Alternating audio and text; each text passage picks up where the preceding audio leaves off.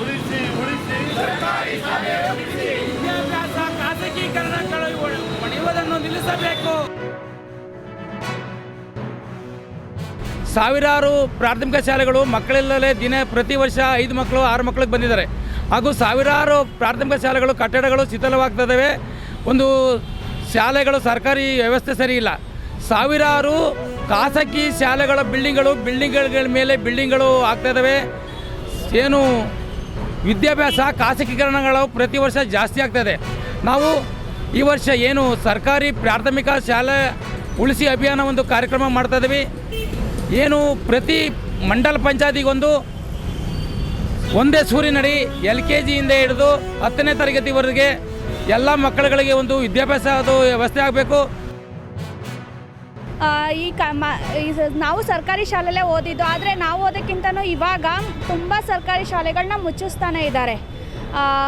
ಎಲ್ಲ ಸೌಕರ್ಯಗಳು ಕಡಿಮೆ ಆಗಿದೆ. ಮತ್ತು ಎಜುಕೇಷನ್ ಸಿಸ್ಟಮ್ ಎಲ್ಲ ಕಡೆನೂ ಚೆನ್ನಾಗಿದೆ. ಪ್ರೈವೇಟ್ ಎಜುಕೇಷನ್ ಚೆನ್ನಾಗಿದೆ ಅಂತಲೇ ಪ್ರೈವೇಟ್ ಸ್ಕೂಲಿಗಳಿಗೆ ಆಗ್ತಾ ಇದ್ದಾರೆ ಮಕ್ಕಳುಗಳನ್ನ. ಆದರೆ ಗೌರ್ಮೆಂಟ್ ಸ್ಕೂಲ್ಗಳಿಗೆ ಆಗ್ತಾ ಇಲ್ಲ. ಶಿಕ್ಷಣಾಧಿಕಾರಿಗಳು ಸ್ವಲ್ಪ ಜಾಸ್ತಿ ತಲೆ ಕೆಡಿಸ್ಕೊಂಡು ಅದ್ರ ಬಗ್ಗೆ ಯೋಚನೆ ಮಾಡಿ ಸರ್ಕಾರಿ ಶಾಲೆಗಳನ್ನ ಉಳಿಸೋದ್ರ ಬಗ್ಗೆ ಯೋಚನೆ ಮಾಡಿದ್ರೆ ನಮ್ಮ ಸರ್ಕಾರಿ ಶಾಲೆಗಳನ್ನ ಉಳಿಯುತ್ತೆ.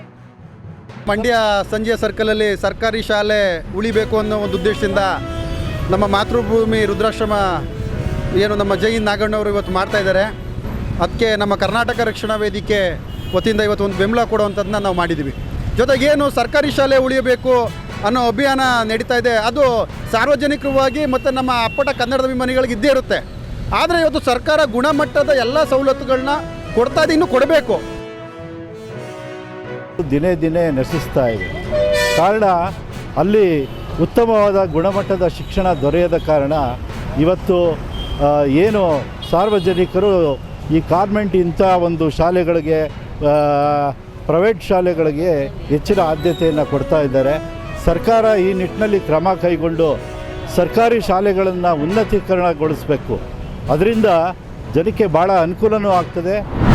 ಸರ್, ನಾವು ಇವತ್ತು ಗೌರ್ಮೆಂಟ್ ಗೋಶಾಲೆಗೆ ವಿಸಿಟ್ ಮಾಡಿದ್ವಿ. ಅಲ್ಲೇ ಭಾಳ ವ್ಯವಸ್ಥೆ ಭಾಳ ಕೆಟ್ಟೈತೆ ಸರ್. ಅಲ್ಲಿ ಆಕಳುಗಳಿಗೆ ಕರೆಕ್ಟಾಗಿ ನಿಲ್ಲಕ್ಕೆ ಜಾಗನೇ ಇಲ್ಲ. ಆಮ್ಯಾಕೆ ಮಳೆ ಬಂದ್ರೆ ತೊಯ್ಸ್ಕೊಂಡು ಹಂಗೆ ರಾಡಿ ಒಳಗೆ ಅದಾವೆ ಸರ್ ಆಕಳುಗಳು. ಈಗ ಒಂದು 3-4 ಆಕಳ ಸತ್ತಾವೆ ಸರ್. ಅವ್ನು ನೋಡಿ ಭಾಳ ಕೆಟ್ಟ ಅನ್ನಿಸ್ತದೆ. ಸತ್ರೂ ಅವಕ್ಕೆ ಮಣ್ಣು ಮಾಡಿಲ್ಲ ಅವರು, ಒಂದು ತೆಗ್ನಾಗ ಹಂಗೆ ಹಾಕ್ಯಾರ. ಅದನ್ನು ನೋಡಿ ಭಾಳ ಬೇಜಾರಾಯ್ತು. ಆಮ್ಯಾಕೆ ಅಲ್ಲಿ ಫಂಡ್ಸ್ ಇರ್ತೈತೆ ಸರ್ ಗೌರ್ಮೆಂಟ್ ಕಡೆ, ಅದನ್ನು ಕರೆಕ್ಟಾಗಿ ಯುಟಿಲೈಸ್ ಮಾಡಿ ಅದಕ್ಕೆ ಶೆಡ್ ಗಿಡ್ ಎಲ್ಲ ವ್ಯವಸ್ಥೆ ಮಾಡ್ಬೇಕು ಸರ್. ಲಾಸ್ಟ್ ಟೈಮು ಹಿಂಗಾಗಿತ್ತು ಸರ್, ಹೋದ ವರ್ಷವೂ ಅವಾಗೂ ಹೇಳಿದ್ವಿ ನಾವು. ಬಟ್ ಯಾರೂ ಏನೂ ಅದು ಕ್ರಮ ತೊಗೊಂಡಿಲ್ಲ ಇನ್ನೂವರೆಗೂ. ಈಗ ಮತ್ತೆ ಸಹಾಯಕತ್ತವ ಸರ್. ಹೀಗಾಗಿ ನಾವು ಅಧಿಕಾರಿಗಳಿಗೆ ಮನವಿ ಮಾಡ್ತೀವಿ, ಅವನ್ನ ಸರಿ ಇದ್ದಂಗೆ ಅವಕ್ಕೆ ಶೆಡ್ಡು ಆಮ್ಯಾಕೆ ಇಡಕ್ಕೆ ಜಾಗ ಆಮ್ಯಾಕೆ ಮೇವಿಂದು ವ್ಯವಸ್ಥೆ ಮಾಡಿರಿ ಅಂತೇಳಿ. ಯಾಕಂದರೆ ಊಟ ಇಲ್ಲಾರ್ದೂ ಕೆಲವೊಂದು ಊಟದ ಕೊರತೆ ಇಲ್ಲಿಂತ್ರನೂ ಸಹಾಯಕತ್ತವ. ಯಾಕಂದ್ರೆ ಬರೀ ಡ್ರೈ ಪೌಡರ್ ಅಷ್ಟು ಹಾಕಾಕತ್ತಾರೆ ಸರ್.